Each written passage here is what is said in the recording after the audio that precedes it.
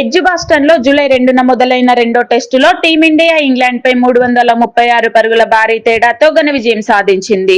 తొలి టెస్టులో గెలిచిన ఇంగ్లాండ్ ఈ మ్యాచ్ లో భారత్ ముందు నిలవలేకపోయింది. ఈ విజయంతో సిరీస్ 1-1తో సమమయ్యింది. టీమిండియా కెప్టెన్ శుభ్మన్ గిల్ అసాధారణ బ్యాటింగ్ తో చరిత్ర సృష్టించాడు.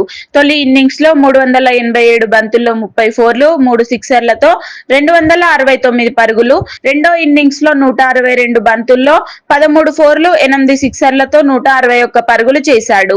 రెండు ఇన్నింగ్స్లలో కలిపి 430 పరుగులతో టెస్టు క్రికెట్ లో ఒకే మ్యాచ్ లో రెండో అత్యధిక పరుగులు చేసిన బ్యాటర్ గా గిల్ నిలిచాడు. England captain Ben Stokes Gill batting ను ప్రశంసిస్తూ అతని దీర్ఘ ఇన్నింగ్స్ తమ బౌలర్లను శారీరకంగా, మానసికంగా అలసిపోయేలా చేసిందని, టీమిండియా వరల్డ్ క్లాస్ జట్టని అన్నాడు. గిల్ కు ప్లేయర్ ఆఫ్ ది మ్యాచ్ దక్కగా 58 ఏళ్ల తర్వాత ఎడ్జిబాస్టన్ లో భారత్ తొలి టెస్టు విజయం సాధించింది. మూడో టెస్టు లార్డ్స్ లో జూలై 10 నుంచి ప్రారంభం కానుంది.